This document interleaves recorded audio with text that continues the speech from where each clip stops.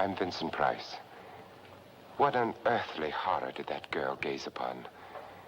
What manner of incredible thing walked beneath that hood?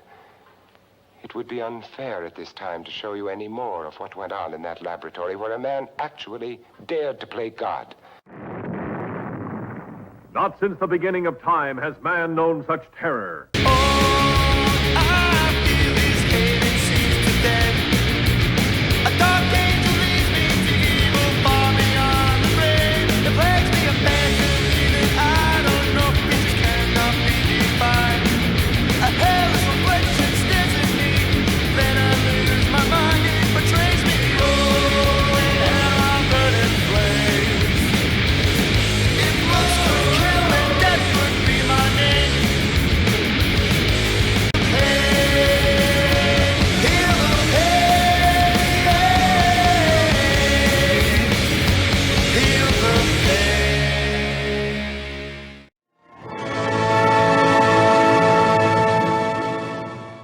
What's going on, guys? This season on October Horrorfest, I'm starting off with the classic King Kong from 1933. So, let's get into it. A filmmaker from New York named Carl Denham is chartering a ship called the Venture for a new film that he's doing. Everything's going as it should, except for the fact that he can't find an actress for the leading role. Eventually, he meets an actress named Anne Darrow and promises her the thrill of a lifetime if she takes the role, to which she does. Then, the Venture sets off, headed toward the uncharted Skull Island. It's called that because it has a mountain shaped like a giant skull. Anyway, on the way over, Denham talks about a creature native to the island named Kong. As they arrive, the group finds a bunch of locals about to sacrifice a woman to be the alleged bride of Kong. Just then, the chief of the tribe calls the sacrifice off, wanting to exchange a few of the tribe's women for Anne. Yeah, no, that's alright. Gonna have to pass on that one. Later that night, while they're back on the ship, the locals kidnap Anne anyway, right after the first mate Jack declares his love for her. Then, the tribe sacrifices Anne to Kong, a giant gorilla. As Kong carries Anne away, Denham, Jack, and some others go after her. As they pursue Kong, they find all kinds of other prehistoric-looking animals, basically just a bunch of dinosaurs. They have a brief tussle with one of them, and then get attacked by Kong, leaving Denham and Jack as the only survivors of the group. Then, Kong takes Anne to his home in the mountain. At this point, many different dinosaurs try to kill Anne, but Kong keeps on saving her. All of a sudden, Jack shows up and rescues Anne. They climb down a vine over some water, but Kong appears and tries to stop them. So then, they just jump into the water below. Following that, Jack and Anne head through the jungle and meet back up with Denham. They knock Kong out with some kind of gas, and Denham plans on taking him back to New York City. Sometime later, Kong is presented as the eighth wonder of the world on Broadway. As the crowd starts to photograph him, Kong thinks they're all attacking Anne, and he breaks loose, roaming off into the city. He grabs Anne and climbs the Empire State Building. So, Jack has the police fly some planes to Kong and shoot him down. So they do, and eventually, Kong loses his grip on Anne and falls off the building. As Jack rescues Anne yet again, Denham goes down to the street to see Kong's body. The end. Well, this one is a classic. It actually paved the way for future stop-motion films. King Kong was the first of its kind, combining stop-motion with the earliest version of green screen. It truly was innovative. Alright guys, well, thanks for watching, and I'll see you on the next one. What's up guys? On this episode of On the Set for October Horrorfest, I'm checking out The Mummy's Hand, the second Mummy film in the Universal Monsters franchise. But it's not the sequel to The Mummy, it's just the start of a new line of mummy films about a different mummy altogether. Anyway, let's get into it. The film starts off with Endaheb, a professor at a museum, who goes to the Hill of the Seven Jackals to meet with a dying priest. The priest tells the story of Prince Karis, who lived 3,000 years earlier. He was in love with a princess named Ananka. After she died, Karis stole some sacred leaves that were said to give life, planning on bringing back the one that he loved. However, he was then found out, and as punishment, Karis was buried alive along with the leaves. Sometime later, priests discovered Karis' body and brought him back to life to protect Ananka's tomb. They used a drink brewed from the leaves to keep him alive, but it has to be during a full moon.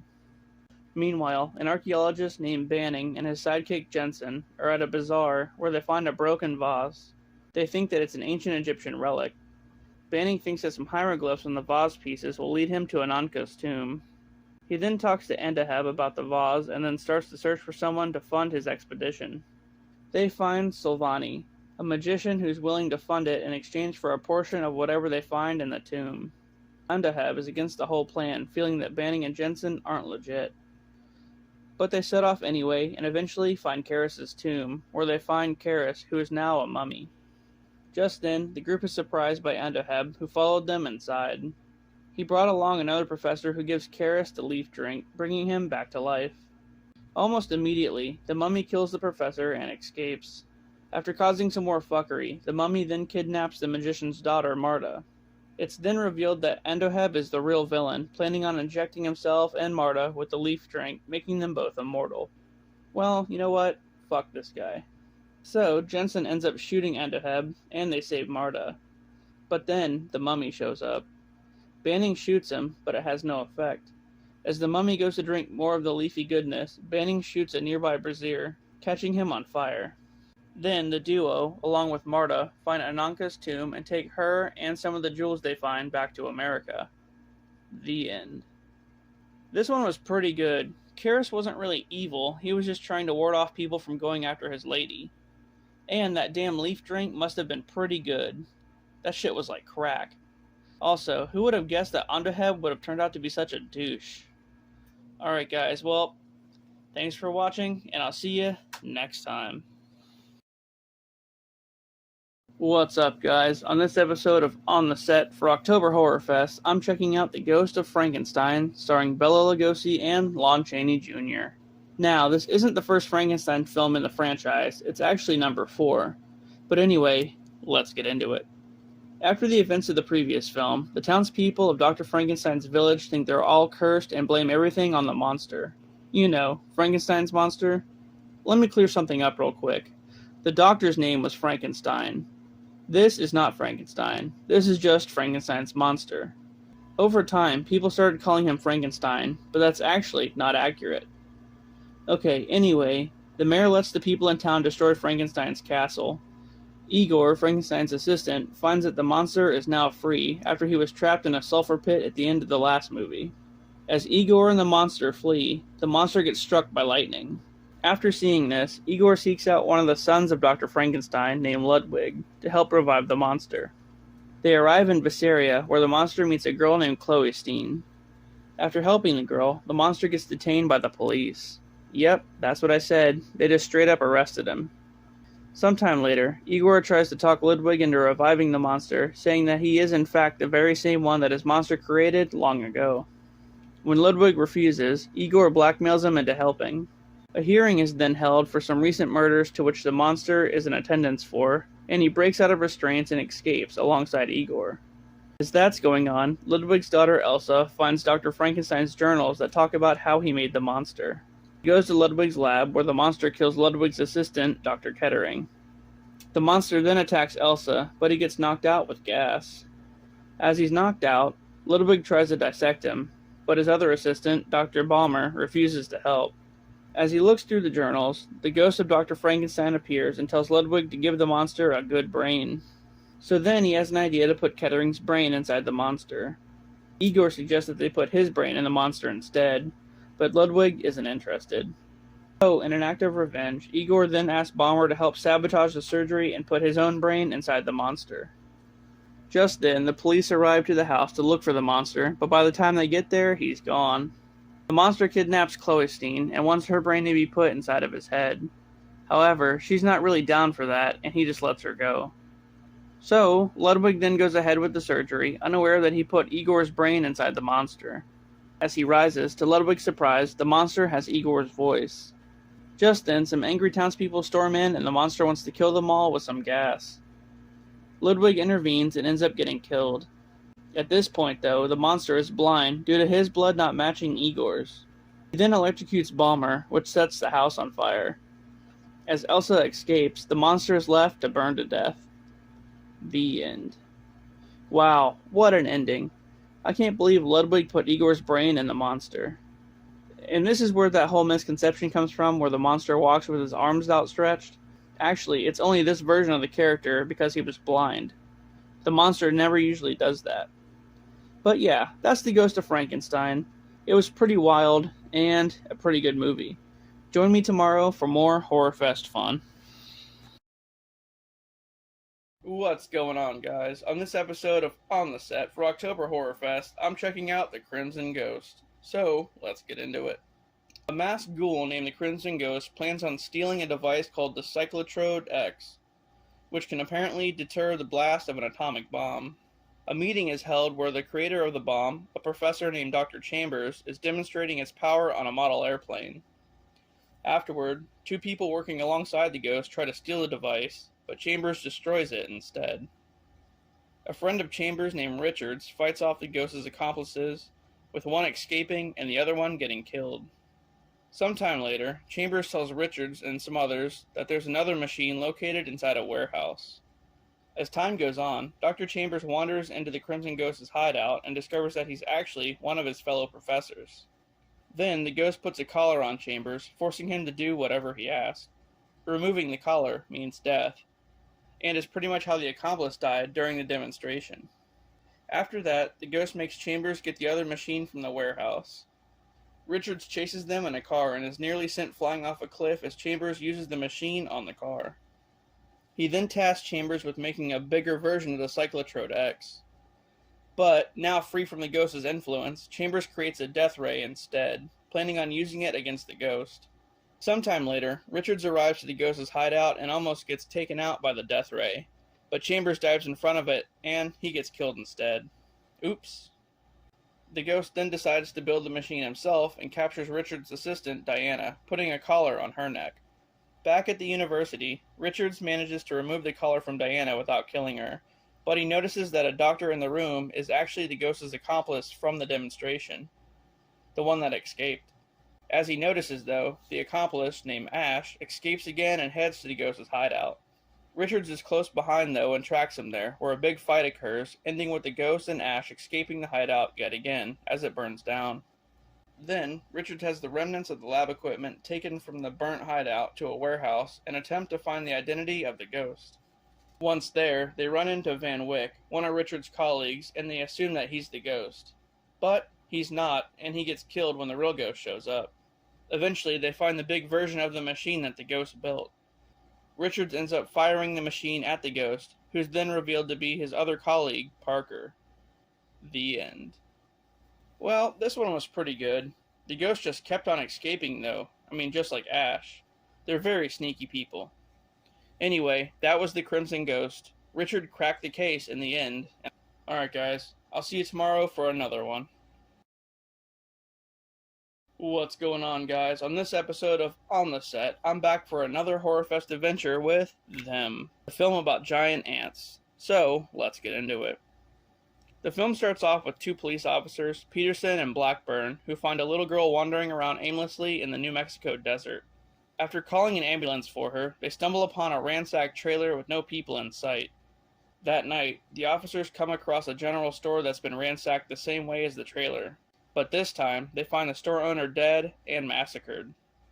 Blackburn decides to stay behind to make it a crime scene, and after hearing some weird noises coming from outside, he does what anyone would do and goes to investigate. That's what you would do, right? Eventually, FBI agent Graham and an expert on ants named Medford get called in for the situation. Yep, that's right, I said he's an expert on ants. Medford even brings along his daughter Pat. On a hunch, Medford exposes the girl found in the desert to some gas, and she wakes out of the catatonic state they found her in. But then she starts panicking and screaming, "Them!" So they go to the spot where the girl was found initially and come across one of them, a giant ant. They shoot the ant with a machine gun and kill it. But assuming there's a bunch more like this, Medford says the ants probably mutated from the radiation of an atomic bomb that was tested there. Oh, well, that's great news. Eventually, they find the ant's nest deep in a cave and throw some cyanide bombs before going in to investigate. Going in to investigate? Yeah, I'm good on that. Peterson, Graham, and Pat attack them all with a flamethrower, but they soon discover that the ants plan on starting a new nest somewhere else. Then, a worldwide search begins, and one of the queens that escaped the desert was found in a boat near the ocean. which then gets sunk by the Navy.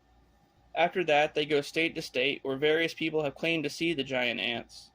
Then, after martial law gets declared, Peterson goes to Los Angeles where he searches the sewers for 2 children who are missing. Deep inside, Peterson finds the 2 boys trapped by more ants. But as he goes to rescue them, he gets killed. Just then, Graham shows up and kills the final queen. And the end. Well, this one was pretty crazy. I mean, it would make sense that the atomic bombs being dropped would mutate anything nearby. I mean, come on. Explosive Eyes, the Hulk, that whole thing. But how do they know that they killed all of the ants? I mean, there's probably a bunch more than that. Anyway, that was them. Thanks for watching, guys, and I'll see you on the next one. What's going on, guys? On this episode of On the Set for October Horrorfest, I'm taking a look at This Island Earth, a movie about this island called Earth. So anyway, let's get into it. The film starts off with a scientist named Dr. Meekum, who's flying to his lab in a jet. However, before he gets there, the engine fails and he almost crashes. But he's saved by a mysterious green energy that covers the jet. Later on in his lab, instead of getting the condensers that he ordered, Meekum receives some kind of strange parts from a mysterious source, and he uses them to build a device called an interocitor. As soon as he and his assistant Joe are done building the device, this guy with a giant forehead named Exeter appears on the screen. He tells Meekum that he passed the test and that he wants him to be part of a research project. Then, the device just self-destructs. After that, for whatever reason, Meekum decides to take Exeter up on the offer and is picked up in a spacecraft near an airport. The craft then takes him to Georgia, of all places, where he meets a group of top scientists from around the world. Also, there's another doctor named Ruth, who used to be in a relationship with Meekum at one point. Whenever Meekum approaches Ruth, though, she doesn't remember him at all. So, that's a big red flag. All of a sudden, Ruth and another scientist named Carlson tell Meekum that something isn't right. Oh, okay, so she was just acting weird to stay in character, I guess. They decide to escape and leave in a car, but Carlson ends up getting killed. Then, as the facility gets destroyed, Meekum and Ruth escape in another aircraft. All of a sudden, that same green energy beam from before pulls them up into a spaceship. Exeter's waiting for them and says that he's from a planet called Metaluna, and that they're in the midst of a war with another race called the Zagons. Also that they've been using humans to turn lead into uranium to power an energy field to block the Zagons' attacks. When they arrive in Metaluna, it's a war zone with meteors crashing down all over the place. Then, Meekum and Ruth meet the Monitor, which is Metaluna's leader. The Monitor wants his race to flee to Earth to escape the war. Then, once they're on Earth, he plans on putting humans in a chamber to rid them of all their free will. So, just as Meekum and Ruth are about to be put into chambers, Exeter helps them escape, feeling that the Monitor's plan is immoral. As they leave the planet, it becomes lifeless due to all the meteor strikes. Finally, back on Earth, Meekum and Ruth part ways with Exeter as he's dying from his injuries he got leaving the planet. The end. This one was pretty wild. The dude with the big-ass forehead turned out to be good in the end, though. It was the Monitor who was the asshole all along. Anyway, it looks like the Metaluna race won't be coming to Earth after all. So, sucks to suck. Alright guys, thanks for watching, and I'll see you on the next one. What's up guys? On this episode of On the Set for October Horrorfest, I'm taking a look at From Hell It Came, the movie about an evil tree, pretty much. So, on an island in the South Seas, a prince named Chemo gets accused of killing his father, who's the chief of the native tribe there. He allegedly poisoned him with medicine he obtained from an American scientist working on the island. The new chief, Maranka, and a witch doctor named Tano have Chemo executed by a knife to the heart. He tries to get his wife to help, but she just lets it happen. Wow. Thanks. Anyway, Chemo then swears revenge on all of them. After the execution, Chemo gets buried inside a tree trunk. But why? We don't know. Just then, a doctor named Mason arrives to the island to treat some of the natives who have the plague. After meeting some of the other scientists stationed there, Mason and a scientist named Arnold find a tree stump growing out of Chemo's grave. One of the natives, Torgu, tells them about a legend of a chief who died and returned as a tree monster called a Tabanga. Yes, a tree monster. Anyway, so they remove the tree stump and take it to the lab to get it checked out. But the following day, it escapes. Corey, Kimo's wife, and another girl encounter the Tabanga, who then kills Corey by throwing her into quicksand. Haha, revenge, bitch. The Tabanga then seeks out Maranka and kills him too. At this point, the natives all believe that Kimo has been resurrected as a Tabanga and lure him into a pit where they set him on fire. However, the Tabanga escapes and goes after the witch doctor, who then gets thrown down a hill and impaled Mortal Kombat style. Then, it kidnaps Mason and tries to throw her into quicksand, but a scientist named Eddie shoots the Tabanga, causing the knife sticking out of its chest to go deeper in, finally killing it. The end. Well, if you ever wondered what a horror movie would be like with a killer tree, there you go. Maybe next time, don't put a dead guy in a tree trunk. How about that? Alright, well, thanks for watching, and I'll see you tomorrow for more Horrorfest action. What's going on, guys? On this episode of On the Set for October Horrorfest, I'm checking out Fiend Without a Face, about a fiend that doesn't have a face. So, let's get into it. As some unexplained deaths start to happen around an Air Force radar base in Canada, some autopsies reveal that all the bodies of the deceased are missing their brains and spines. The locals are all convinced that it's the Air Force's fault and that all the deaths were caused by a radiation leak from the radar base. An Air Force major named Jeff starts to investigate the strange deaths a little bit further, interviewing people all over town. The investigation leads him to a British scientist named Walgate, who seems to be a little bit shady. Walgate has been writing in a book about his experimentation with telekinesis. Well, there you go. It was probably this guy. Anyway, as to be expected, later on they find out that it's actually his fault, because he admits to creating thought projection. Also, that due to the radiation leaking from the base, his thought projection literally turned into an invisible sentient life form. Well, that doesn't sound too good. Not only that, but it's been going around replicating itself. Oh, even better. Later on, this invisible force kills some people at the base and takes over the nuclear reactor there, overloading it to a critical level. All of a sudden, this causes the force to suddenly become visible, and what is it? Well, it's the brains and spines from all the dead people, of course. They pretty much crawl around like slugs and can leap onto people. As some people gather at Walgate's house to figure things out, the creatures show up and cause a bunch of fuckery, and someone ends up shooting one of them with a gun. In the chaos, Walgate makes a break for it, but ends up getting killed by the very thing that he created. Sucks. Meanwhile, Jeff sneaks back over to the radar base and blows it up, killing off the rest of the creatures. The end. Wow, who thinks this stuff up? I mean, brain spines? Really? That is pretty terrifying, though, if you think about it, and they're invisible. Anyway, at least Jeff was able to destroy them all. Join me next time for another Horrorfest adventure, and I'll see you then. What's up, guys? Back again for more Horrorfest fun. On this episode, I'm taking a look at the Crawling Eye, so let's get into it. 3 climbers are climbing up a mountain called Trollenberg in Switzerland when one of them gets beheaded. Just then, 2 sisters, Anne and Sarah, are traveling by train near the area. The sisters are mind readers from London who have a traveling act. Suddenly, as they pass the mountain, Anne passes out for some reason. When she wakes up, she insists they get off the train immediately. Later on, at an observatory, a professor explains that despite numerous deaths occurring in that area, no bodies have ever been found. But there's just a strange cloud that's always seen floating nearby. A guy named Brooks, who was in the train with the sisters, says that something similar happened in the Andes Mountains 3 years ago, and there was a strange cloud there as well. The rumors going around is that something was hiding in the cloud. What is this? Nope. Anyway, Anne is doing a demonstration when she notices a couple guys in a base camp on the mountain. As the cloud approaches their camp, one of the guys, Brett, goes out into it. Yeah, because the first thing you're going to want to do is walk out right into the cloud. Seeing this happen causes Anne to pass out yet again. Concerned for the 2 guys on the mountain, Brooks calls the phone at their base, but the line suddenly goes dead. Then, a group is assembled to go rescue the 2 of them from their base, but Anne strongly advises against it.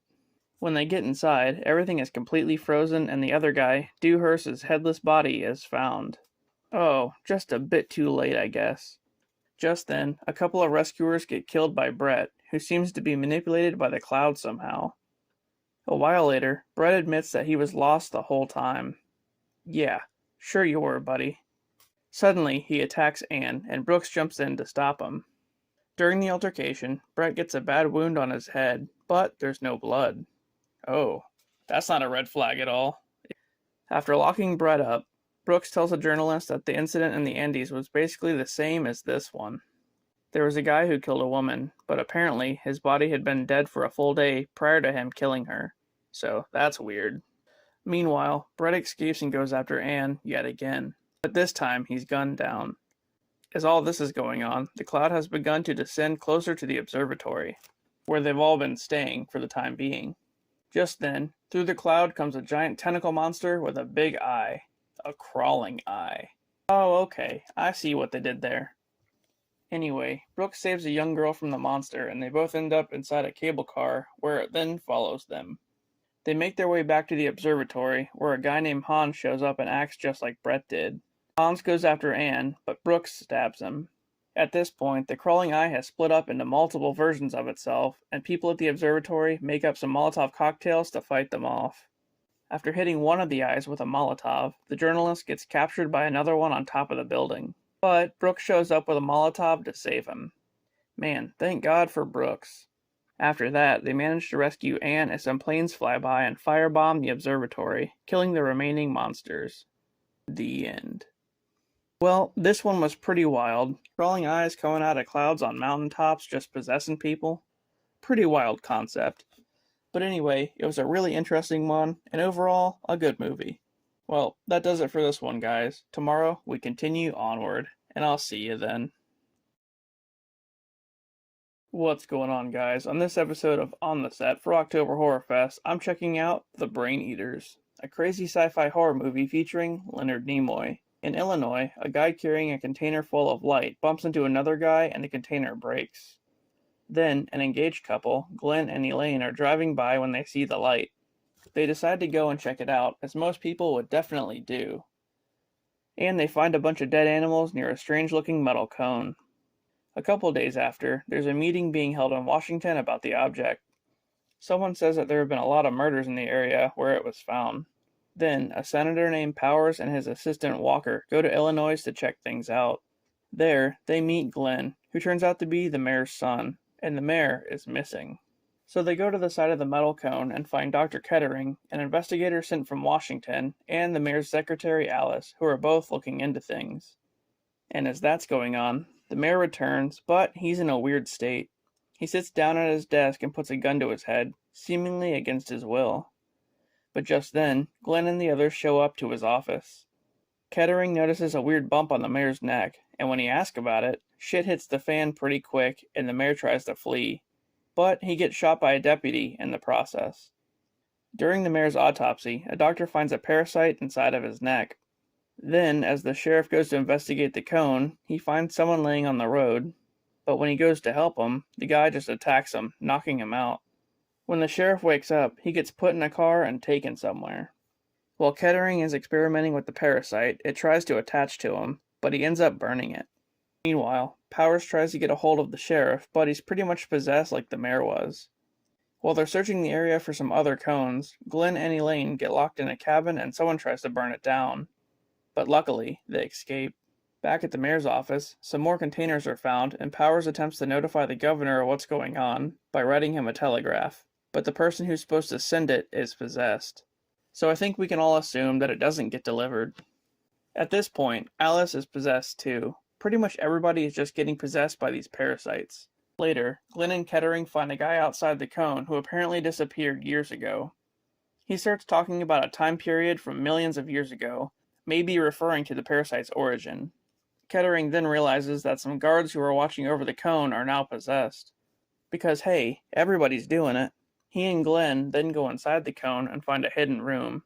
Once inside, they run into Leonard Nimoy, another missing professor from years ago, who is now apparently in a position of high order, whatever that means. He says that the parasites plan on creating a utopia on Earth by possessing everybody. So, after Nimoy runs off, some parasites try to possess Kettering and Glenn, but they escape.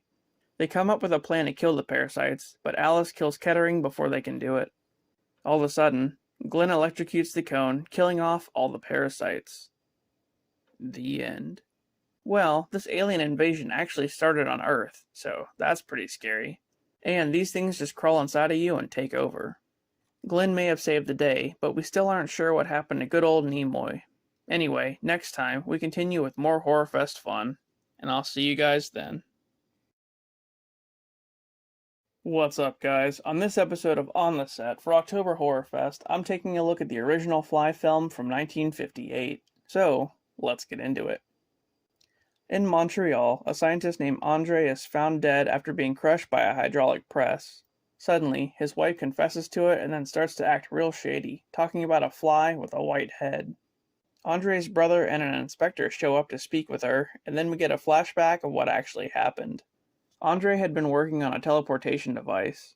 Well, it's more of a matter transporter. Anyway, he tests the machine on some small items like a newspaper and some other things before moving on to the family cat. Wow, I'm sure PETA would love to hear that. After putting the cat through the machine, it teleports to some unknown place and can just be heard meowing.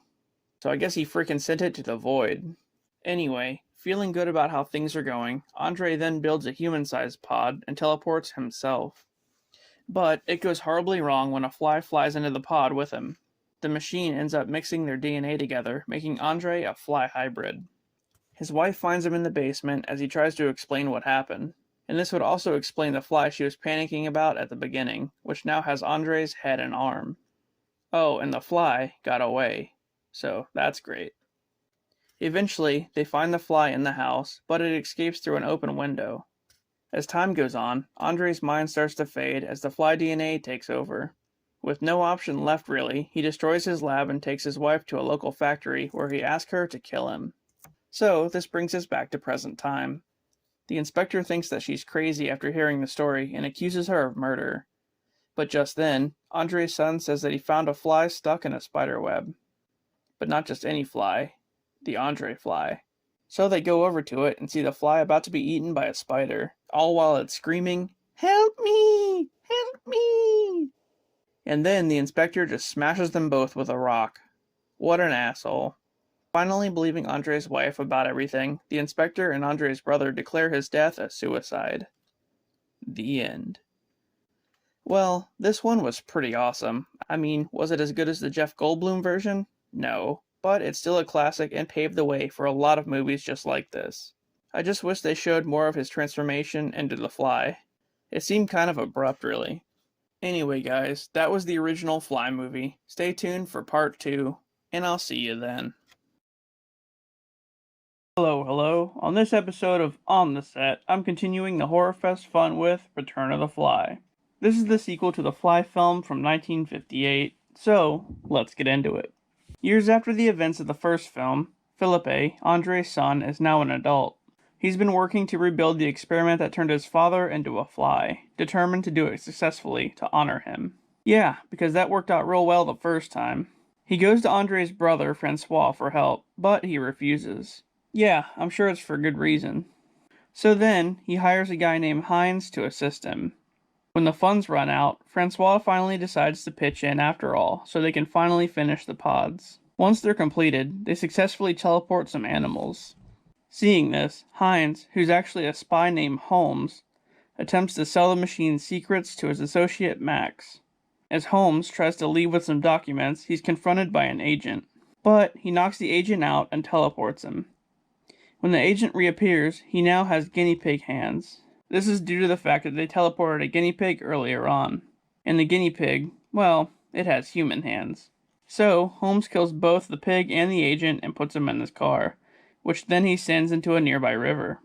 After this, Philippe questions Holmes about what happened, and they get into a fight, ending with Philippe being knocked out and placed in the pod the same way the agent was. And just to be spiteful, Holmes catches a fly and puts it in the pod with him. So as to be expected, when Philippe emerges, he's now half fly. Philippe then goes on a revenge tour and kills both Max and Holmes. When Philippe returns home, an inspector named Beecham has caught the fly with Philippe's head on it. With Beecham's help, Philippe and the fly go back through the pods and the process is completely reversed, returning Philippe back to normal. The end. Wow, that was pretty good. Honestly, I think I enjoyed this better than the first one. Felipe shared the same fate as his father, but he was actually able to reverse it. And what a douche Holmes was. He definitely got what he deserved. But, honestly, I probably would have spliced Holmes with an animal or something and left him out in the woods. Anyway, thanks for watching, guys, and I'll see you tomorrow for more Horrorfest action. What's going on, guys? On this episode of On the Set for October Horrorfest, I'm checking out Teenagers from Outer Space. This one's about a giant invasion, but not of aliens, of lobsters. A UFO arrives on Earth planning on raising lobster-looking monsters called Gargans. One of the aliens, who's named Thor, oddly enough, comes across a poor dog and then frickin' disintegrates it with a ray gun. What a bastard. Then, another alien named Derek finds something written on the dog's tag, and starts to think that the Gargans may kill off humanity. Apparently, the aliens feel they're far superior to human beings. Yeah, well, fuck 'em. One of them even mentions that on their planet, having friends and family is just forbidden. So they probably think it's a stupid concept. All of a sudden, Derek shows them an ancient book, and as it turns out, he's a member of a rebellious group that stands against the aliens' current behavior. In retaliation, Thor and their captain take Derek captive and plan to have him executed. As one of the Gargans gets sick due to exposure from the Earth's atmosphere, Derek escapes captivity. The captain mentions that Derek is the son of the leader of their race and sends Thor to chase after him. Derek goes to the home address that he found on the dog's tag, where a girl named Betty is living with her grandpa. After talking with them, they offer him a room to stay. Well, that's pretty random. You just meet this guy and let him move right in. A bit later on, Derek takes Betty to where her dog was vaporized and she vows to help stop Thor. As time goes on, they encounter Thor a few different times, mostly all ending with him vaporizing someone that they know. Meanwhile, Betty's reporter friend Joe has been doing a story on all these skeletons popping up all over town. Yeah, those are actually just vaporized people. Then, Thor gets injured in a shootout and forces Derek and Betty to take him to get medical attention. Meanwhile, Thor steals a car and they engage in a car chase with police, ending with the car flying off a cliff. After this, Thor is finally captured, but the Gargan is still alive and growing even bigger than before. The Gargan's been hiding out in a nearby cave, so then it attacks Derek and Betty, who narrowly escape with Thor's ray gun. As the Gargan heads into town, Derek confronts it and finally kills it. However, as all that's going on, more spaceships start to appear in Earth's orbit. Derek finally meets his father and offers to help guide the other ships down to Earth. However, this is all just a ploy, and he actually causes them all to crash, causing a huge explosion that kills all the aliens. Thor, the captain, Derek, and his father, all dead. The end. Well, what a hero. Derek sacrificed himself for the greater good. But I guess he and Betty won't be getting their storybook ending after all. That was pretty wild though, and hey, I'm a random stranger. Oh, okay, cool, come live in my house. Alright guys, that was Teenagers from Outer Space. I hope you enjoyed it, and I'll see you on the next one. What's going on, y'all? On this episode of On the Set for October Horrorfest, I'm taking a look at The Haunting from 1963. So let's get into it. The film starts off narrated by a guy named Dr. Markway. He talks about an old estate in Massachusetts called the Hill House, which was built by Hugh Crane. He built the house for his wife, who pretty much died in a carriage accident right before she could even enjoy the house. So then, Hugh remarried, but his second wife died inside the house after falling down the stairs. Well, I think this guy is a red flag. Don't marry him.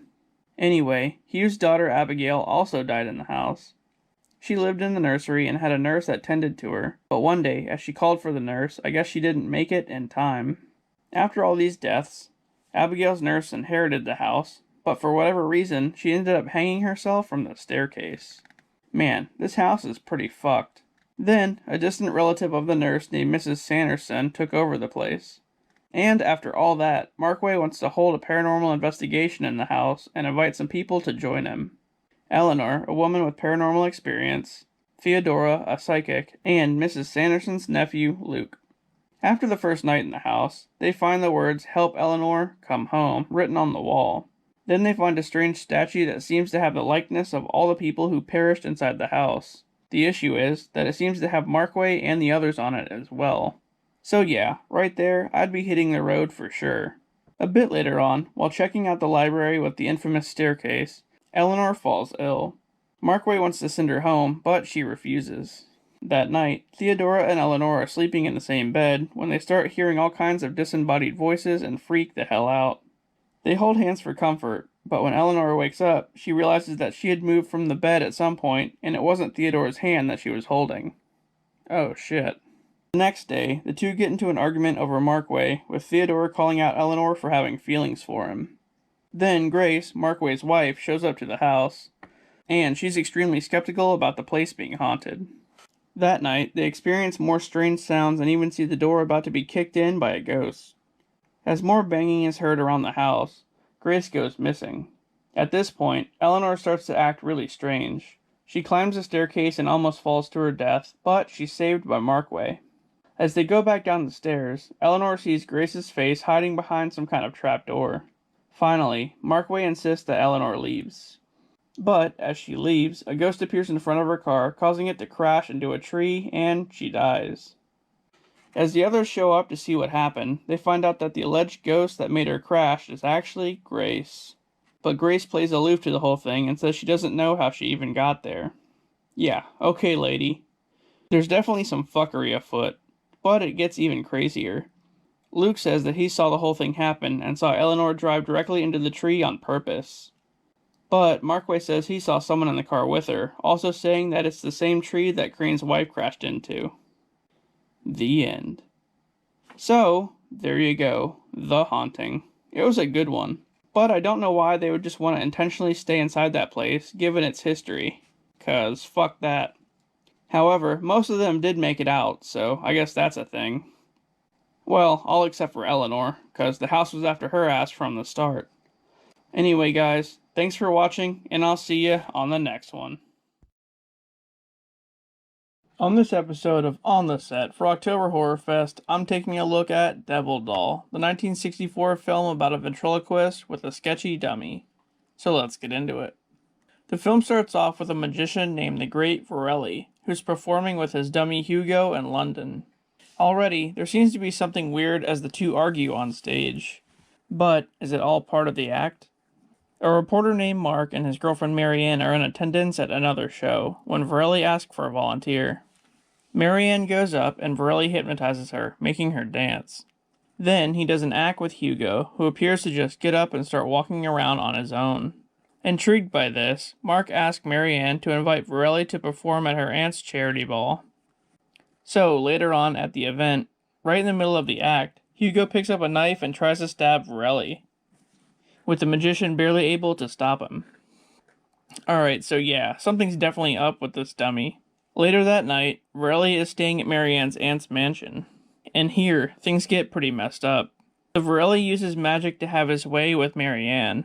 But then, all of a sudden, Hugo walks in and starts talking. He says, "Help me," and also mentions something about 1948, Berlin. Okay, so, yeah, that's a bit creepy. After this, Marianne falls into a coma. Mark assumes that the coma was brought on by Vorelli hypnotizing her, so he starts to investigate Vorelli's past. He finds out that Vorelli was once a doctor, but he got disbarred for practicing strange magic. The investigation leads to Berlin, where Mark meets an old associate of Vorelli's named Mercedes. And here's where we learn about Hugo. So, Mercedes tells him that Hugo used to be an assistant of Vorelli's back in 1947. During an act, Hugo was hypnotized not to feel pain. However, during one performance, it went horribly wrong when Vorelli stabbed Hugo, and he fell into a coma. After 3 months, Vorelli transferred Hugo's soul into the dummy. Mercedes had told people the story since then, but no one believed her. Just then, Marianne wakes up out of her coma. As Mark goes back to her, Vorelli's current assistant, Magna, finds out about what he did to Marianne and threatens to go to the police. So, what does he do? He tells Hugo to kill her. And, as if that's not bad enough, Vorelli gets to Marianne first and hypnotizes her into marrying him. Wow, fuck this dude. He wants to marry her and then transfer her soul into another doll. All of a sudden, though, Hugo attacks Vorelli. After a brief tussle, Mark arrives to find that Hugo has transferred his soul into Vorelli's body, and Vorelli is now inside the dummy. Suddenly, Marianne wakes out of her trance. The end. This one was pretty cool. It must have served as some kind of inspiration for Child's Play. At least it seems like it would have. Anyway, what a son of a bitch Varelli is. He definitely got what he deserved. I can't believe he killed Hugo and trapped his soul in a doll. And all that stuff he did to Marianne. Fuck that dude. Anyway, join me next time for another adventure. And I'll see you then.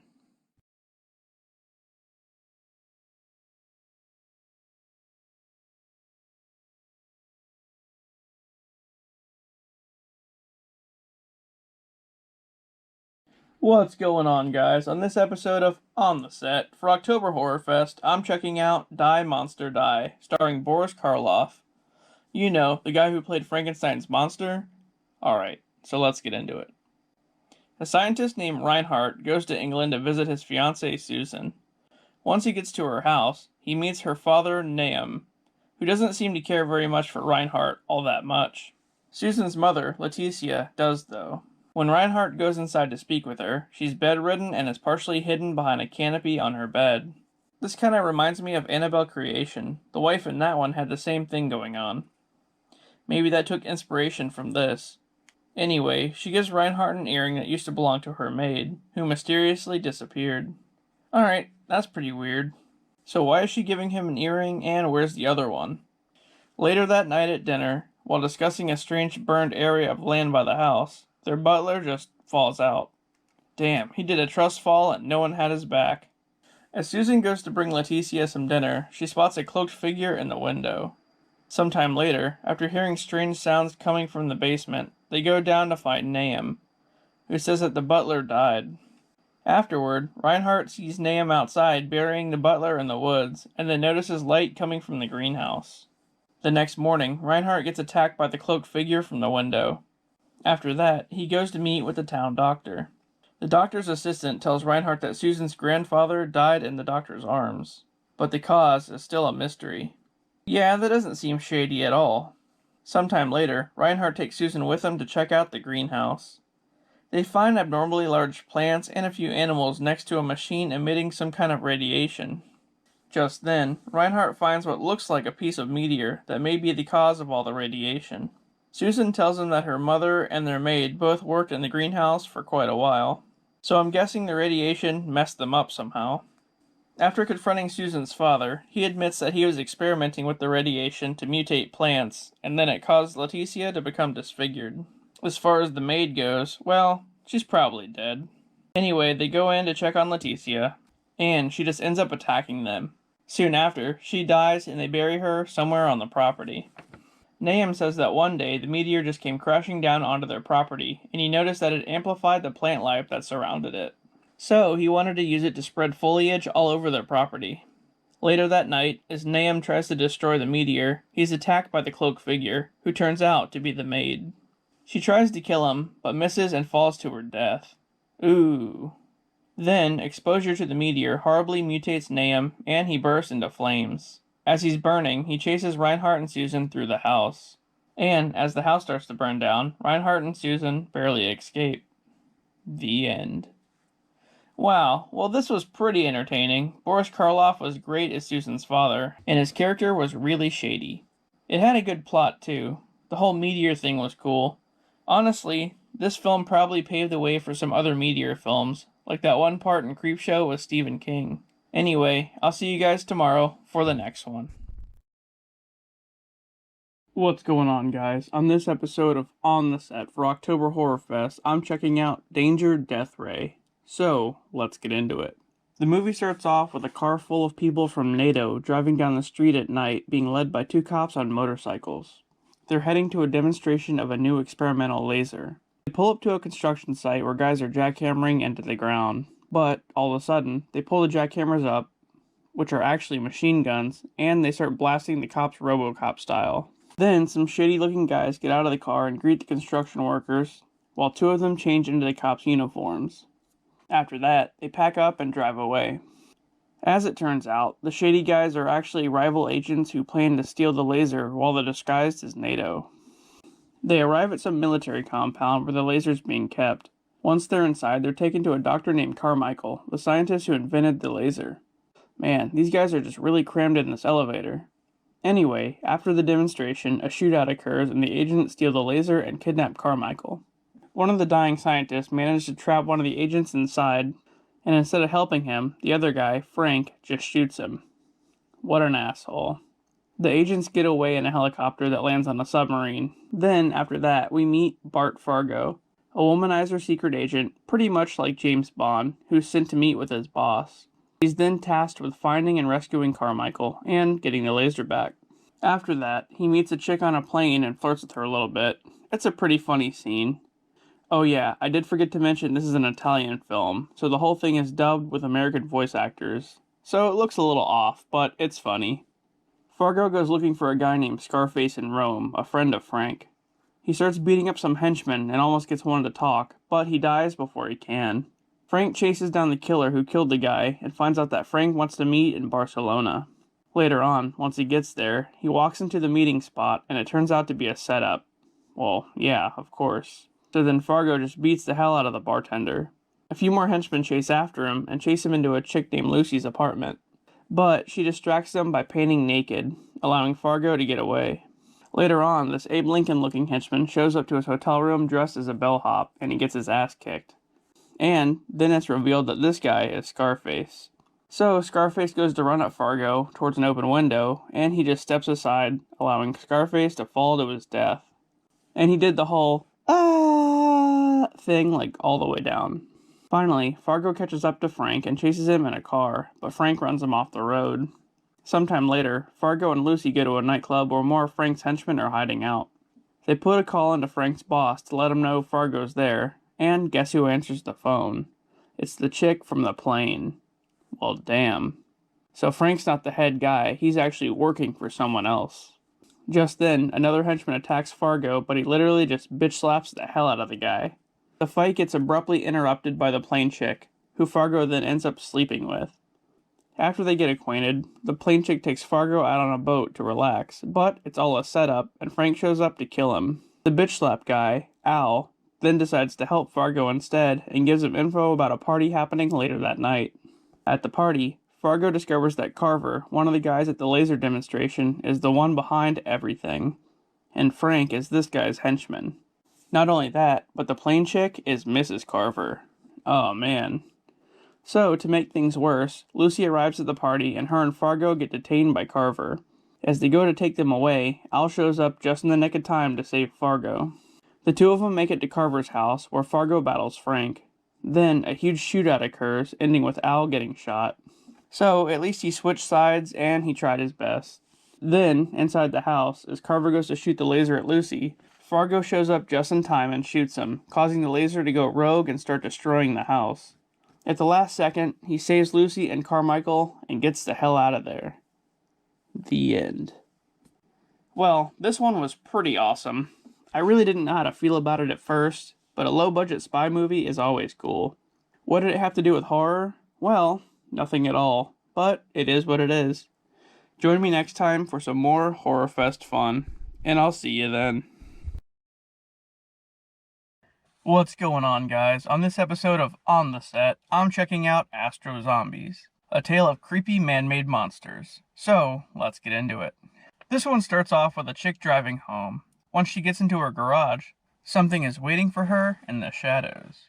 The creature ends up bashing her head in with a claw hammer. It's pretty brutal. The opening credits then show a bunch of what look like Rock'em Sock'em robots beating the hell out of each other. It's pretty weird. We then stumble upon the scene of a bad car accident, and out of nowhere, this guy slinks over and steals the body of the accident victim. This apparently has been going on for months, and the CIA is aware of it. A scientist named Dr. Petrovich goes to meet with a CIA agent about the murder investigation. He tells the doctor and his assistant that they're both suspects due to their line of work, and then reveals that Petrovich's assistant is actually a CIA agent who was spying on him. Basically because Petrovich has been working on organ replacement and thought wave transmission.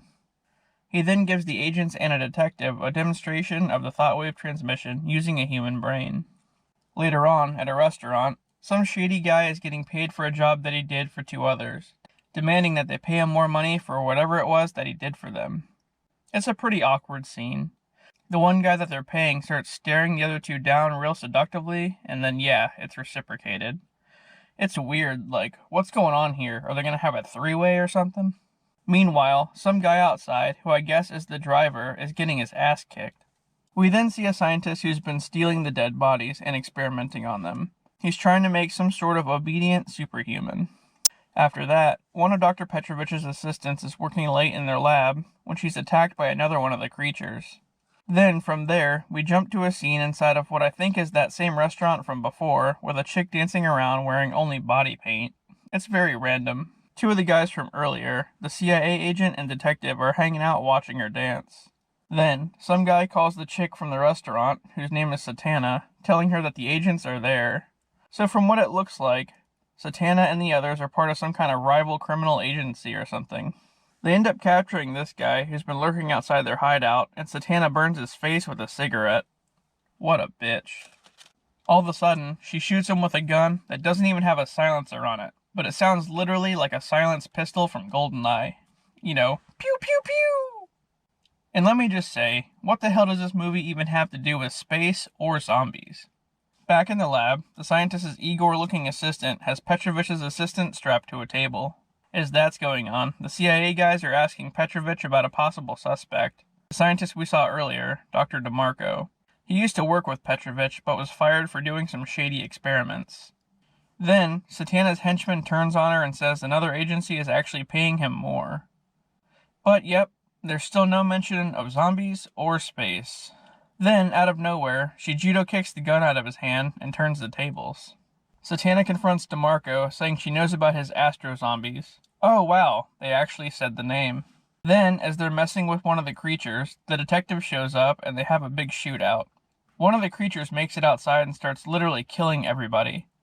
Then, DeMarco has a change of heart and tries to shut them down, but he gets shot by Satana instead. And just when she thinks she's won, she gets attacked by a creature as well and gets electrocuted. The end. So, that movie was good. No, not really. What did it have to do with astro-zombies? I mean, I guess they were kind of zombies in a manner of speaking, but they weren't from space or anything, so I don't know. Honestly, the best part of the movie was the body paint chick and then Satana. Anyway, guys, join me on the next episode for more Horrorfest fun.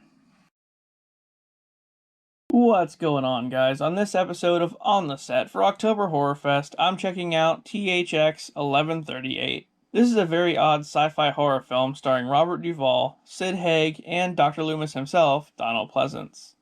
Also, this is George Lucas's directorial debut. Yep, that George Lucas. So, let's get into it. In the future, the world has become dystopian and a lot of strange laws are enforced. For example, sex and reproduction are against the law pretty much, and all citizens are forced to be workers of some kind. Almost like prison inmates. They all wear matching uniforms and are given mind-altering drugs to ensure that they comply to do what is asked of them. Yeah, that doesn't sound fucked up at all.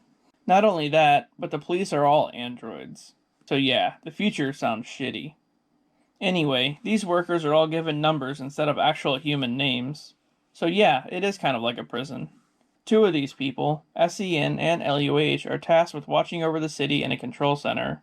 LUH's roommate is the main character, THX, who has a job producing police androids.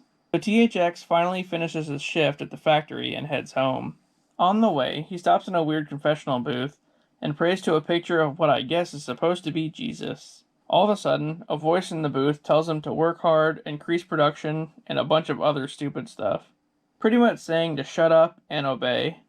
Back at home, THX takes his mandatory drugs, but unbeknownst to him, LUH switched them with some random ass pills that she found. Oh, that's great. Then, he and LUH end up hooking up. Oh man, that's against the law, guys, come on. A bit later on, SEN wants THX to become his new roommate instead. But THX isn't really feeling that at all. After not taking the drugs, THX screws up at work and they make a huge ordeal out of it. They end up putting a mind lock on him, which basically means they can control his mind and they froze him in place. After that, THX and LUH get arrested and THX gets evaluated. Then LUH tells him that she's pregnant. Well, she's dead. They end up holding a trial for THX, where he gets sentenced to prison time for all the fuckery he caused, I guess. And SEN gets sent with him.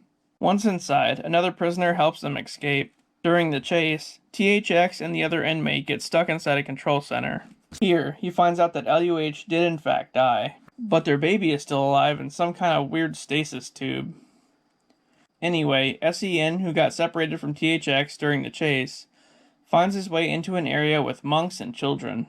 So wait a minute, people are having kids? Why are there children around? I'm confused. Anyway, as that's going on, THX and the other inmate steal cars as a chase ensues. The other inmate crashes his car almost immediately, but THX makes it to the city limits, where he comes across these strange-looking shelled creatures. Once there, the police quit chasing him, but tell him not to venture outside the city. So, what does he do? He leaves the city. THX climbs a ladder that leads to the outside, and he's finally free. The end. Alright, well, this shit was bananas, and I mean, yeah, BANANAS.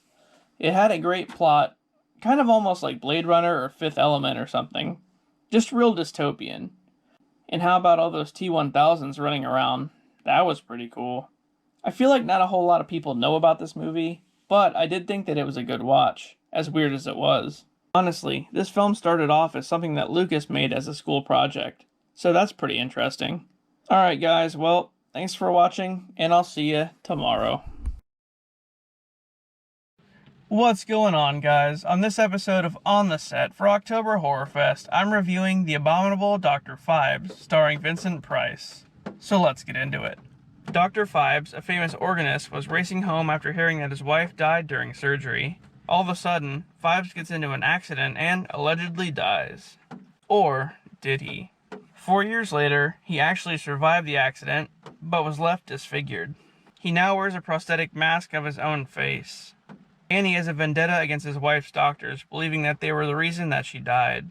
So along with his assistant, Volnavia, Phibes begins his plan to start killing off the doctors, with the theme of the 10 plagues of Egypt. Phibes is even wearing amulets that depict each of them. Just then, an inspector from Scotland named Trout figures out that all the doctors who died worked under another doctor named Vesalius while tending to Phibes' wife. After he killed 3 of the doctors, during the 4th murder, one of the amulets gets ripped off. Trout finds it and takes it to the person who made it to learn its meaning. After this, thinking that Phibes is alive and the one behind the murders, Trout and Vesalius go to the cemetery where he's supposed to be buried. They find some kind of ashes, but are pretty sure they don't belong to Phibes. Also, they find his wife's coffin empty. So, that's not good. After Phibes kills off the remaining doctors, he kidnaps Vesalius' son Lim and tells Vesalius to come save him at his mansion. Trout tries to talk him out of going, so Vesalius just knocks the inspector out before going to the mansion. Once he gets there, Phibes tells him that his son is being prepped for surgery. Whatever that means. Then, Phibes takes a page out of Jigsaw's book and rigs a trap. Lim has been restrained, and the key to the restraints has been surgically placed near his heart. As if that's not bad enough, there's a container full of acid right above him that will drop on him in a matter of minutes. So, Vesalius has 6 minutes to rescue his son, the same amount of time that Phibes' wife was in surgery for. Luckily, Vesalius gets Lim free just in time, but then Trout shows up and corners Volnavia, who ends up getting soaked in the acid. What a clusterfuck. Anyway, after all of this, Phibes goes down to the basement, where he's placed the body of his wife inside a sarcophagus. He plans to replace his blood with embalming fluid and lay right next to her. As the lid to the sarcophagus gets placed on top, Trout and some other police find the basement, but all of a sudden the lights go out. The end. Wow, so as it turns out, this movie's where they got the idea for Saw. I mean, Phibes and his traps is a lot like Jigsaw after all. This is a pretty good one, and of course, Vincent Price was great. I mean, his master plan for revenge in the end was a little bit weird, but what can I say? It was a good one. Alright guys, well, thanks for watching, and I'll see you on the next one for more Horrorfest fun. What's going on, guys? On this episode of On the Set for October Horrorfest, I'm checking out Vampira, a British horror comedy starring James Bond's own David Niven. So let's get into it. A very old Dracula longs for his love, Countess Vampira, who died centuries ago due to blood poisoning. In order to revive her, he opens his castle to a bunch of tourists, most of which are contestants of a Playboy competition called the Most Biteable Playmate of the Month. Oh, how fitting. Anyway, Vampira needs a blood transfusion of a really rare blood type in order to be revived. So, as all the contestants sleep, Dracula goes around and collects blood samples from all of them. He finally finds the right blood type in a model named Mina, and begins the transfusion. It works, but when Vampira wakes up, she's now black. Yep, as it turns out, the blood Dracula collected was from a black chick, and somehow it changed Vampira's skin color. Following that, Dracula and some others head to London, where he possesses an agent named Mark and has him collect blood from 3 white women, hoping that it will change Vampira back to white. 'Cause yeah, that's how science works. As that's going on, Vampira's busy just enjoying the London nightlife and partying. And there's a lot of that going on. Then, it basically just shows Dracula going around the streets of London experiencing a bunch of different fuckery. Eventually, he gives Vampira another transfusion, but it does nothing to change her back to white. Then, unexpectedly, Vampira bites Dracula, and can you guess what happens next? Yep, now he's black. So yeah, this is a real movie that really happened. Anyway, after this, Mark and his girlfriend Angela try to kill Dracula, but he and Vampira are able to escape. They head to Rio de Janeiro, where a carnival is taking place. The end. This one was pretty wild. I mean, it wasn't that entertaining, but the plot is just out there. A blood transfusion makes Vampira black? Wow. I really did like the actress who played Vampira, though, Teresa Graves. And David Niven was a great Dracula. A different take on the character, yeah, but that's part of what makes it appealing. Having him wandering around London was just hilarious.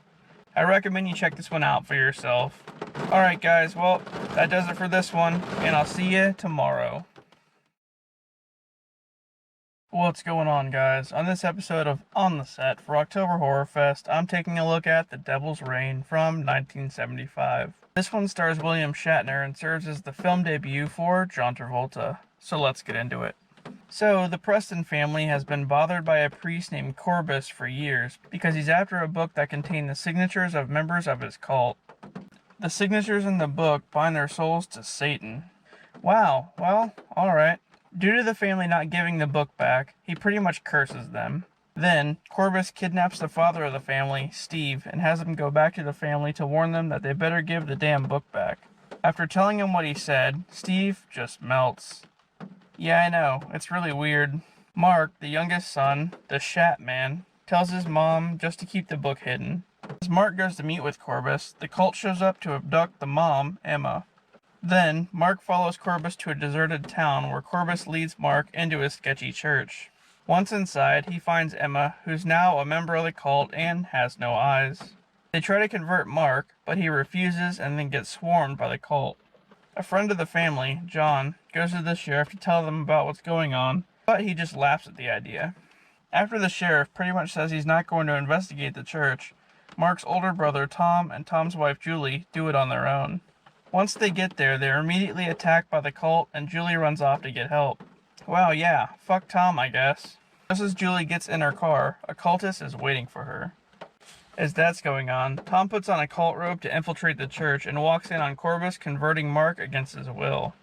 He leaves and meets with a psychic named Richards, who tells him that the source of Corbus's power is a bottle called the Devil's Reign that contains souls of Corbus's disciples. So they end up going back to the church and steal the Devil's Reign. Meanwhile, Corbus is in the process of converting Julie. As they get detained by the cult yet again, Mark takes back the Devil's Reign. Then, fighting against Corbus's power, Mark manages to smash the bottle, causing all the cultists to just melt, including himself and Corbus. Tom and Julie finally escape as the church burns down. But, as it turns out, Corbus's soul is now inside Julie.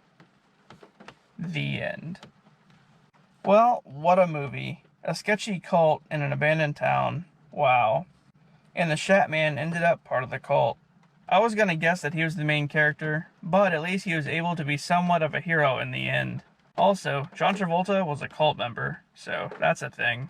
Anyway, that was The Devil's Reign. What a ride. Thanks for watching, and I'll see you next time. What's going on, guys? On this episode of On the Set for October Horrorfest, I'm taking a look at The Black Hole. a futuristic sci-fi film starring Anthony Perkins. So, in the year 2130, a spaceship called the Palomino has been exploring space. The ship's crew is made up of about 6 people and an android. Wow, this is already sounding like a ripoff of Alien. There's Captain Holland, Lieutenant Pizer, a journalist named Harry, a doctor named Kate, and expedition leader Alex. Oh, and Vincent the android. Anyway, on the way back to Earth, the crew discover a black hole with an abandoned ship floating nearby. The ship in question allegedly disappeared 20 years ago, and aboard the ship was Kate's father. Alright, so now this is sounding a little bit more like Event Horizon. So, which is it? The crew decides to investigate the abandoned ship because, well, why wouldn't they? As the Palomino gets closer to the abandoned ship, it seems to have its own gravitational field that negates the pull of the black hole. So, they dock with it and climb aboard. The crew meet Dr. Reinhardt, the lone member of the crew that once inhabited the ship. He tells them that he sent the other crew members back to Earth a long time ago, and he's since replaced them all with androids. Oh, and that Kate's father is dead. Sorry, Kate. Reinhardt explains his plan to fly the ship through the black hole, and the crew isn't really about that life. Well, all except for Alex. As the others go to explore the ship, Vincent the android finds a primitive android on board named Bob. However, something doesn't seem right with it. The crew also find a bunch of personal items laying around for a crew that supposedly isn't there anymore. Just then, Bob explains that the androids, or the drones as they're called, are actually the ship's old crew members. After discovering the black hole, their ship got damaged and the crew wanted to return to Earth, but Reinhardt didn't want to. So the crew mutinied against him, but lost, and eventually all got turned into androids, and they're all pretty much forced to serve Reinhardt. As the other crew members catch on to what's really happening, Alex removes one of the android's face plates, revealing a decaying human face underneath. Oh, well that's great. Seeing this, Alex and Kate try to escape, but Alex gets killed by Reinhardt's bodyguard, Maximilian. Then, Kate gets captured and is nearly turned into an android, but she gets saved by the captain, Vincent, and Bob. Just then, a meteor shower hits the ship and deactivates the ship's gravitational field, causing it to fall apart under the gravity of the black hole. As he orders the androids to chase after the Palomino crew, Reinhardt gets trapped under falling debris and is left behind. Yeah, 'cause fuck 'em. Just before the crew can escape in a smaller ship, though, they're confronted by Maximilian, who engages in a fight with Vincent. Vincent wins the fight, sending Maximilian into the black hole. Then the survivors, the captain, Kate, Pizer, and Vincent, all board the ship and it sends them directly into the black hole anyway. Well, fuck. But, once inside, it pretty much looks like they're in hell, and they see more android-looking beings. After traveling through what looks like a church, the ship starts to approach another planet. The end. Well, this one was just wild. I mean, there were definitely elements of Event Horizon and Alien in there for sure. But this one was on another level. That dude turned his whole crew into fucking robots just because they didn't want to travel into a black hole. I mean, did this one really have a happy ending? And I'll tell you this, is it hard to believe this is a Disney movie? Anyway, stay tuned for another adventure.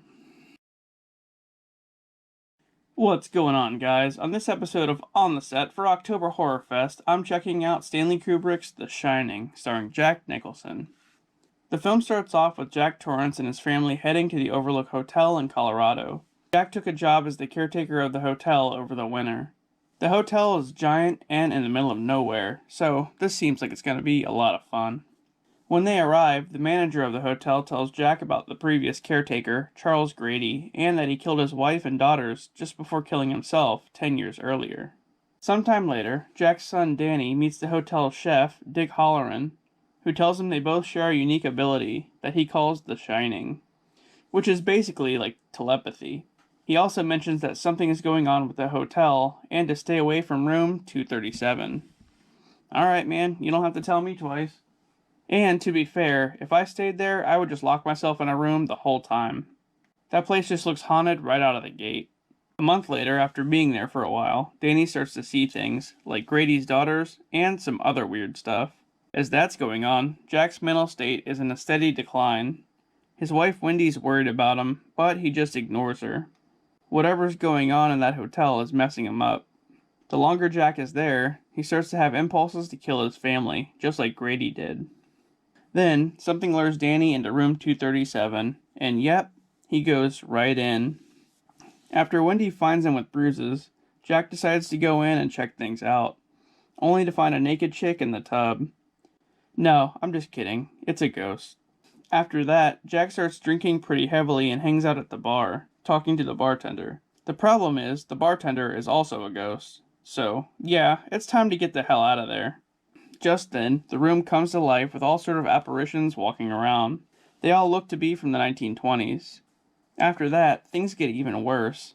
Danny telepathically tells Halloran that they need to get the hell out of there, but they're snowed in pretty bad. At this point, Jack just loses it and attacks Wendy, so she ends up locking him in the pantry.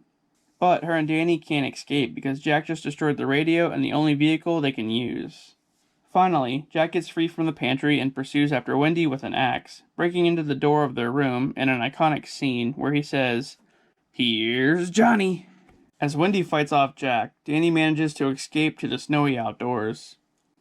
Just then, Halloran shows back up to save the family and ends up getting murdered by Jack. After that, Jack chases Danny outside into a giant hedge maze, where Jack ends up getting lost and freezes to death. Sometime later, back in the hotel, Jack is pictured in a giant portrait from the 1920s, giving off the impression that he is now one with the hotel. The end. This one's a true classic. Jack Nicholson's performance is legendary in this one. He started off as just an innocent guy, but in the end, the hotel ended up getting the best of him. There's also a sequel to this movie called Dr. Sleep, and I'll have to review that one pretty soon. Alright guys, well I'll see you tomorrow for another one. They're here. What's going on, guys? On this episode of On the Set for October Horrorfest, I'm taking a look at Poltergeist. So let's get into it. In a subdivision in California lives the Freeling family. Late one night, the family's youngest daughter, Carol Ann, starts talking to the TV for some reason. But there's nothing on it, it's just static. The following night, she does the same thing again. This time, a hand appears from the TV. Just then, an earthquake happens that wakes up the rest of the family. Carol Ann seems unaffected by the earthquake, though. She just creepily says, "They're here." After that, weird stuff starts happening all around the house, like things breaking for no reason and furniture moving around. The more it happens, the worse it gets. Then, a thunderstorm occurs, and a tree outside crashes through a window and grabs Carol Ann's brother, Robbie.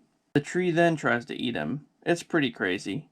As the parents are distracted by this, Carol Ann gets pulled through a portal. After the storm, they can hear Carol Ann's voice coming from inside the TV.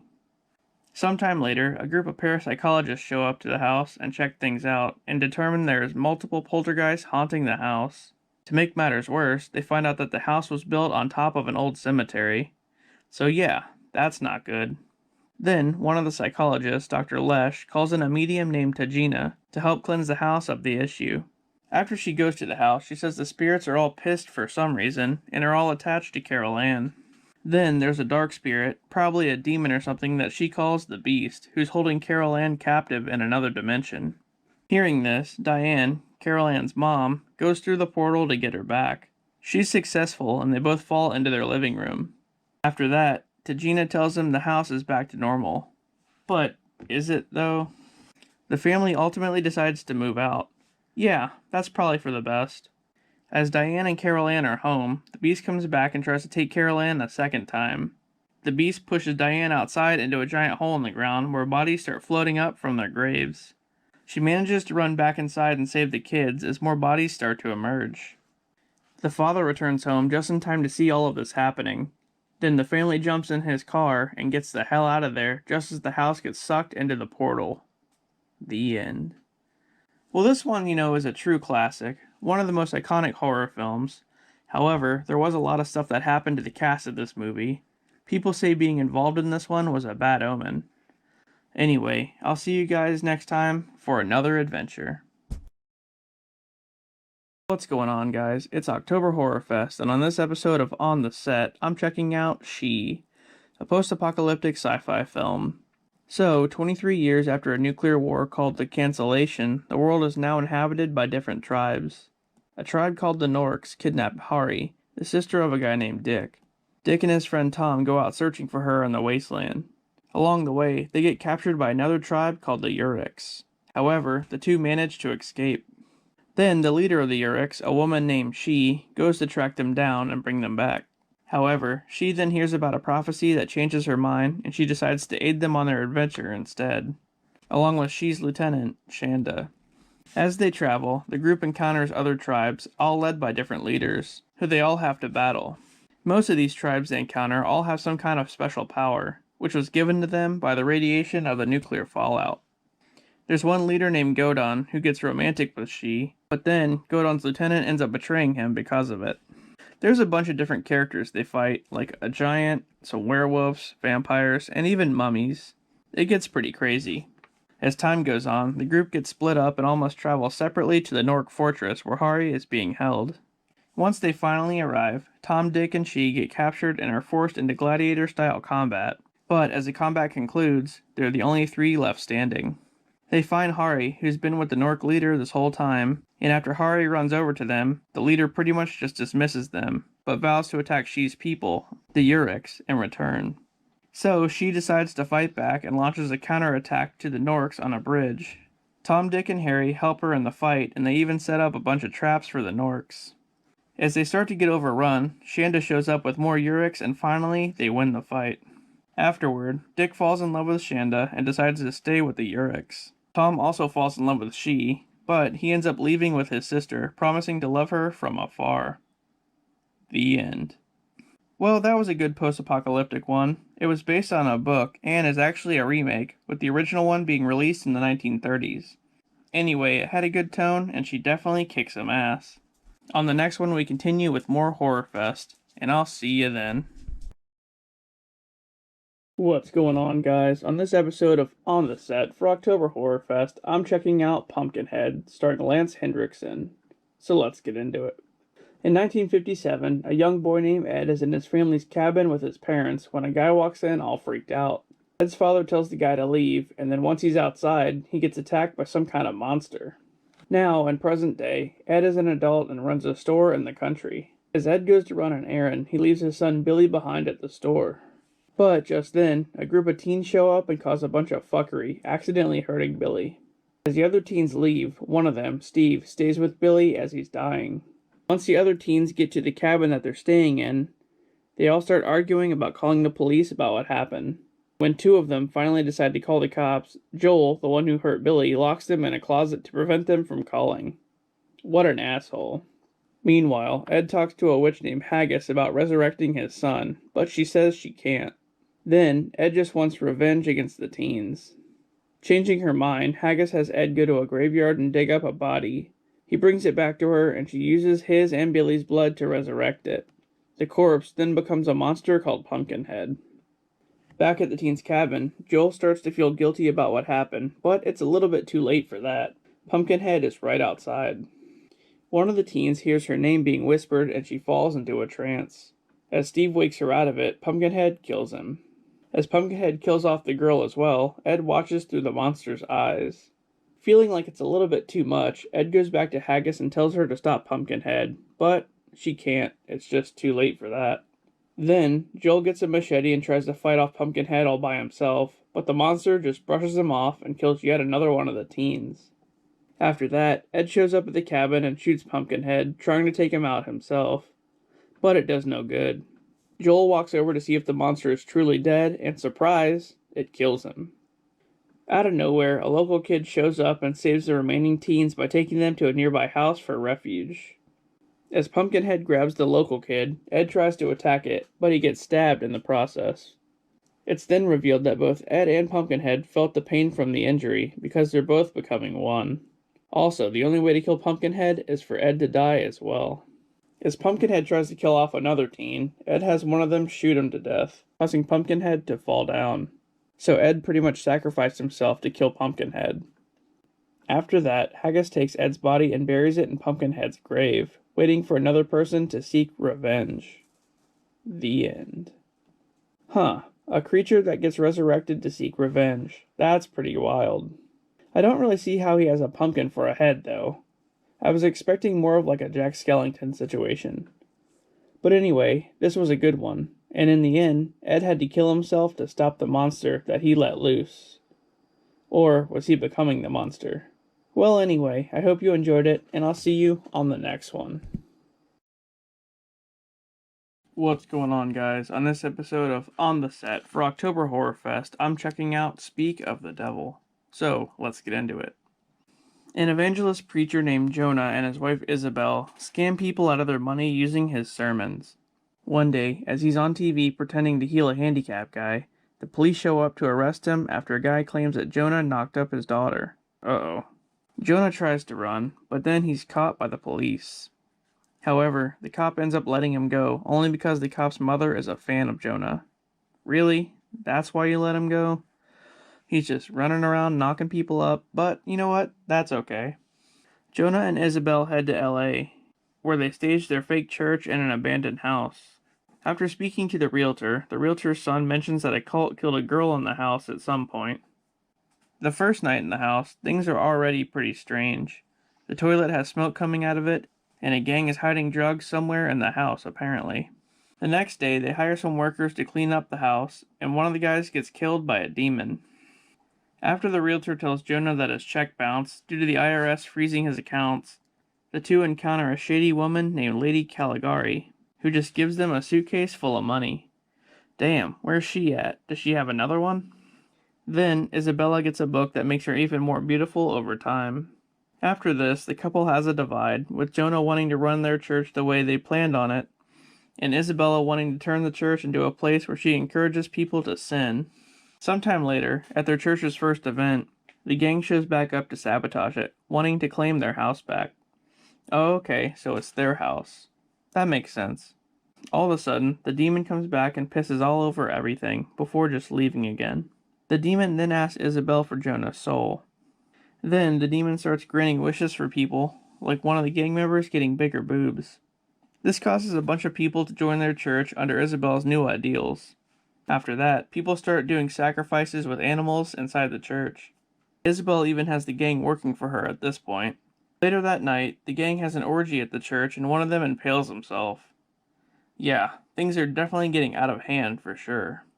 Jonah finally feels like things have gone too far and wants to turn himself in. The rabbi tells him that only self-sacrifice will save him.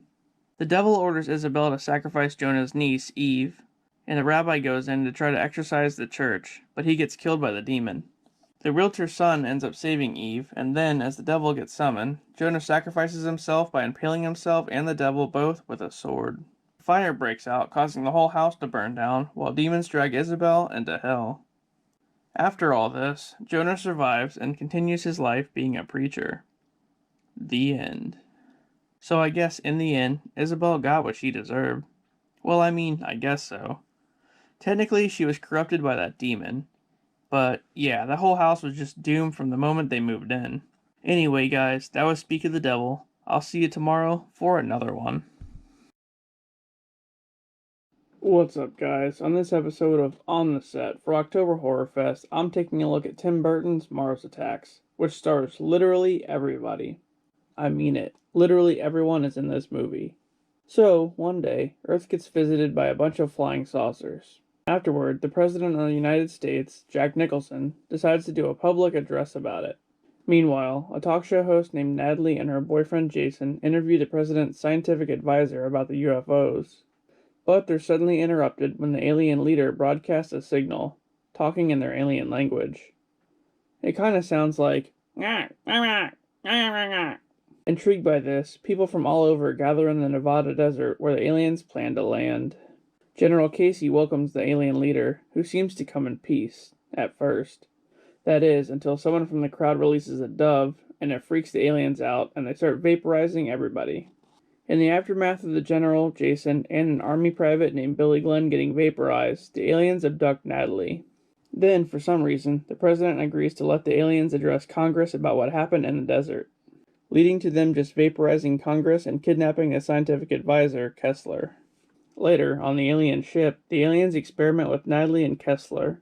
They put Natalie's head on her dog and make Kessler a disembodied head. After that, the President's press secretary invites a random chick into the White House, who he tries to seduce, but she bites his finger off and is revealed to be one of the aliens. Then, it tries to assassinate the President, but is unsuccessful. Following that, the aliens launch a full-scale invasion over Earth.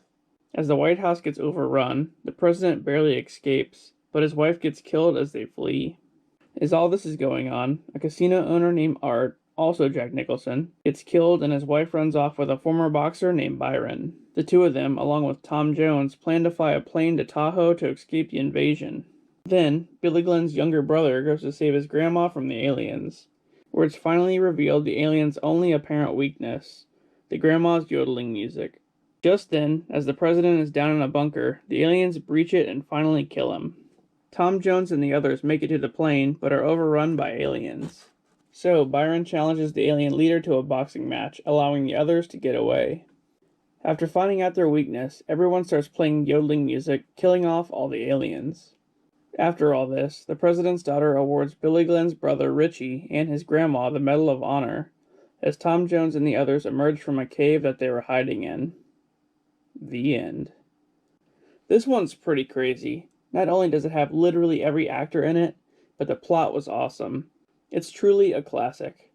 And, if you didn't know, this one's based off some old trading cards from the 1960s.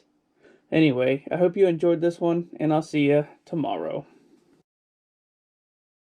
What's going on, guys? On this episode of On the Set for October Horrorfest, I'm looking into Lost in Space from 1998. This one stars Gary Oldman, William Hurt, Heather Graham, Matt LeBlanc, and a bunch of others. So, let's get into it. In the year 2058, the Earth will become unlivable due to pollution. To save humanity, a global space force sends the Robinson family, comprised of a bunch of doctors pretty much, to a spaceship called the Jupiter 2 to work on a hypergate that will transport the world's population to a new planet called Alpha Prime. After launch, a terrorist group secretly aboard the ship sabotages it, killing the pilot. The pilot's then replaced by another guy named Joey Tribbiani. Don. The family's physician, Dr. Smith, who accompanies the family on the trip, is actually a spy for the terrorist group and sabotages a robot on board. As a result, as the family's in cryosleep, the robot starts causing a bunch of fuckery and destroys the ship's navigation system. The family wakes up and manages to take down the robot, but then they're forced to use the ship's hyperdrive to avoid flying directly into the sun. This causes them to be, well, lost in space. Get it? Now, as they're in a random part of the universe, they stumble upon two seemingly abandoned ships. They board one of them and find out that it may be from the future. Also, Penny, the daughter of the family, finds a strange creature that she calls Blarp. Suddenly, on board, they get attacked by weird-looking spider creatures, and one of them scratches Dr. Smith. In order to kill the spiders, Don crash lands the ship on a nearby planet. There, John, the father, goes through a time bubble and goes into the future where he meets an older version of his son Will, and a new version of the robot. Will tells John that the rogue spiders ended up killing the other family members, and he's been working on a way to go back in time to prevent it from happening. Then here's where shit gets real. Then, out of nowhere, a future version of Smith arrives, now turned into a human-spider hybrid. He reveals he's the one who killed the other Robinsons, and he wants to use Will to go back in time to populate the Earth with spiders. Well, yeah, fuck all that. All of a sudden, John rips open an egg sac and the future Smith is eaten alive by little baby spiders. As the planet becomes unstable and starts falling apart, the future Will uses a time machine to send his father back to his family. Once he's back on the ship, the planet disintegrates and becomes a black hole, so the family has to use hyperdrive yet again to escape its gravitational pull. Finally, they decide to set a course for Alpha Prime. The end. This is an awesome movie. Of course, it's a remake of the 1960s series of the same name, but Smith turning into a spider and having a plan for world domination was pretty nuts. That didn't happen in the original. But good thing John was able to stop him. However, in the end, they're still lost in space. Alright guys, well, join me next time for yet another adventure. What's going on, guys? On this season finale of October Horrorfest, I'm taking a look at American Psycho starring Christian Bale. So let's get into it. In the late 1980s, Patrick Bateman is an investment banker in New York City. He has a fiancée named Evelyn, who he doesn't really seem to like all that much. One day at work, one of his coworkers, Paul, shows off his new business card to everybody, and they all seem to really get off on the font and texture of the cards. It's kinda weird. But anyway, Bateman gets pissed that Paul's card is better than his, so later on, he takes his frustration out on a homeless guy and kills him. Yep, that's right. Bateman is a closet serial killer. A while later, Paul mentions making reservations at an exclusive restaurant that Bateman just can't get into, and he pretty much flaunts it in his face. This ends up putting Bateman over the edge. That night, he invites Paul over and hacks him to death with an axe. Then, a private investigator named Kimball shows up and talks to Bateman about Paul's death. But he just brushes it off, saying that Paul might have gone to London. After torturing some prostitutes and having his way with them, another one of his co-workers, Lewis, shows off his new card, and Bateman tries to choke him out in the bathroom. Man, what is it with these guys and business cards? However, after choking him, Lewis just thinks that Bateman is making a pass at him, and he tries to reciprocate. Clearly, he has a thing for Bateman. A while later, after talking to Kimball yet again, Bateman kills a model and puts her head in his freezer. As time goes on, Kimball grows increasingly more suspicious of Bateman and talks to him another time. But another co-worker provides him with an unexpected alibi that covers his ass. That night, he brings two chicks over to Paul's apartment to sleep with them. And afterward, he kills one of them, but the other one tries to run. As she heads downstairs, Bateman throws a running chainsaw at her. Oh man, what is he, Leatherface? Following this, he breaks off his engagement with Evelyn, and shit just hits the fan. He ends up killing a lady, alerting the police, who then chase him. Then Bateman shoots one of the cops and blows up a cop car. He manages to get away, but freaked out, he calls his lawyer, admitting to about 40 other murders. Then, Bateman returns to Paul's apartment, only to find it completely empty, and a realtor telling him that it doesn't even belong to Paul. At this point, reality just starts to seem blurred. After this, Bateman runs into his lawyer, who just laughs off his murder confession as a joke. Then the lawyer tells him that he just had dinner with Paul, so did Bateman really even kill him? After this, Bateman goes back to his life as it was at the start of the movie. Not sure if any of this even truly happened. The end. So it kind of seems like the whole movie was in his head. Maybe the same old routine every day haunted Bateman, and the murders were his way of living out his frustration. I mean, it all truly could have happened, but I really doubt it. Anyway, guys, that was American Psycho, and that does it for this season of October Horrorfest. Thanks for watching, and I'll see you guys later.